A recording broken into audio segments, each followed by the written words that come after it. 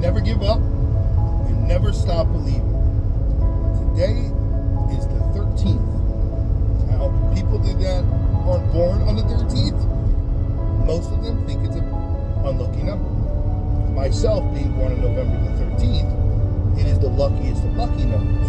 Now, why I'm saying no give up for today is because I said to myself, I'm going to put myself out there, I'm going to be honest, genuine, like all the above, and I'm going to produce content. But I don't want this to turn into something that's going to now own my life and steal my happiness and then make me have these expectations, or I have to do one every week, or I have to do this every day, because then that creates the prison. I've been there, the mind prison. I've been in the other prison too.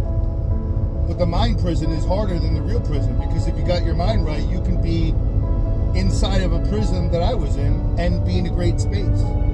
100% confirmed, stamped. This is something that I did.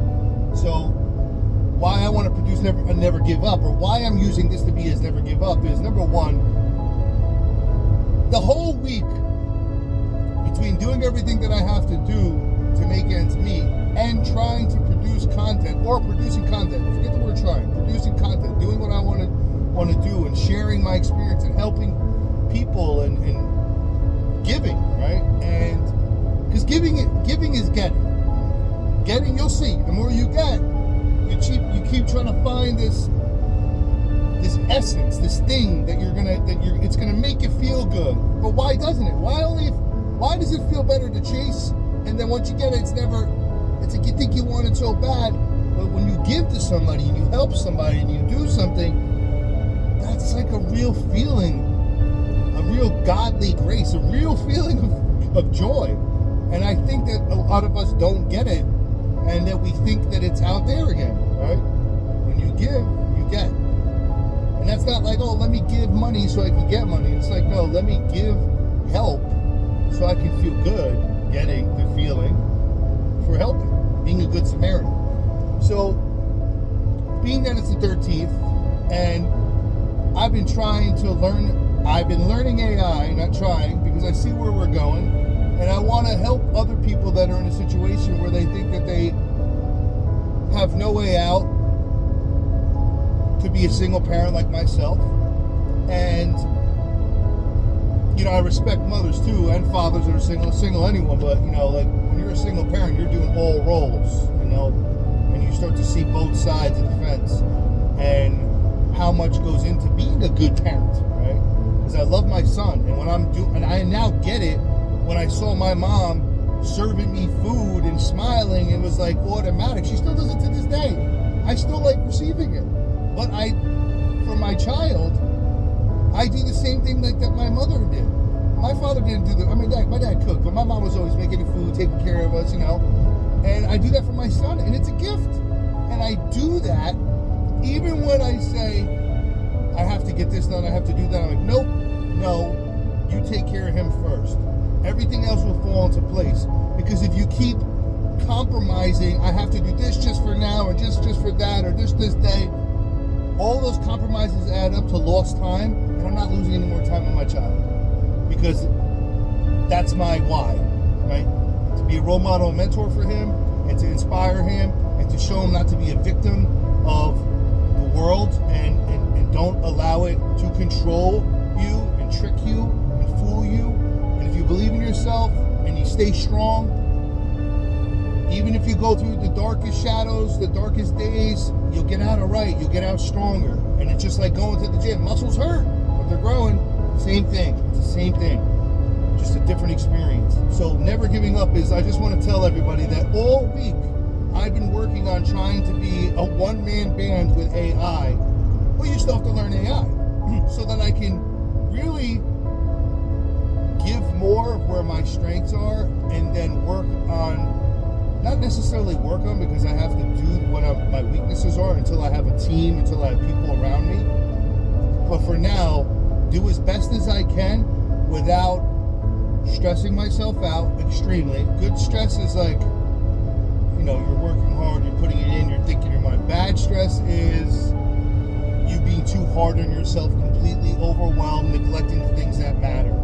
And like right now, I was like, how am I going to be able to film? How am I going to be able to do this? I'm not going to be at my house. I got in a car right now for an opportunity, and this happens often, that I'm driving from 9 hours. 9 hours for 24 hours, maybe 48 hours total. That's if I want it to be 48 hours. Because if it's 48 hours, I'm embracing Los Angeles. I'm embracing the environment. I'm letting things come to me like a magnet. And if they don't, okay, whatever. So it's like, be very flexible with your life. I shouldn't even suggest this. I don't want to suggest this, but some people don't have the flexibility until they become free. And freedom is a responsibility too, because once you commit to saying, I'm not going to do some job that I barely get by and I can't grow and I'm miserable and it's stealing my time. I'd rather have total freedom to do what I need to do and take care of my child, not be controlled by something else, and be able to do more and expand time. Because like right now, yes, I'm driving 9 hours for an opportunity, right? And during that 9 hours, I'm also recording a video. During that time, I'm also listening to multiple audiobooks at 2.0 speed. If I had a job that I didn't like, that barely paid me enough money, that made even sense, that didn't allow me to grow, what am I doing? I'm losing. I'm not winning. I'm losing. I already lived in the car. I know how to be happy with absolutely nothing other than the love of my child, my family, my friends, and a good heart, mind, soul, and follow your gut. And know that you can't be scared. Face your fear. Move forward. Never give up. Believe. That's what it's all about. Seeing is not believing. Believing turns into seeing. Right? You gotta believe it first to see it. And if you don't believe, the first step is, if you have no hope, to have some hope. So hope is great because it's hard to go from hopeless to believing. Right? It's a step. So the levels of raising your state of being, right, or your belief system is, if you're hopeless, start with a little hope, right? Just a little bit of hope. And then when those things manifest in your life and something happens and you start to see that's good, magnetize that, magnify it, not magnetize, magnify it, expand it. Be like when someone says be bigger than the problem, that's a conscious thing, right? Like it says here, the problem's here, but it happened for a reason. Do you know the answer right now? You don't have to know the answer right now. The answer is to know that it happened for a reason, and the answer is going to come to you. But for now, what you need to do is you need to have some hope.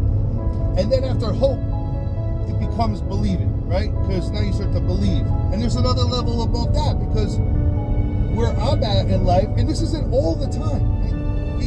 It's a wave. And it's like a stock. Sometimes it goes higher, sometimes it levels out, sometimes it drops. But at the end of the day, it's knowing. You have hope, belief, and then knowing. Knowing is even greater than believing, because believing is like, I believe it. But knowing is like, I know it. And when that happens, you're a magnet.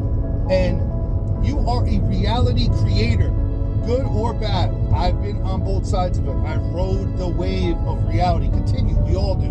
Whether you believe it or not, that's fine. Doesn't matter. I'm just telling you that this is something that I experienced and tested and was willing to sacrifice a lot of my life and still do for the freedom.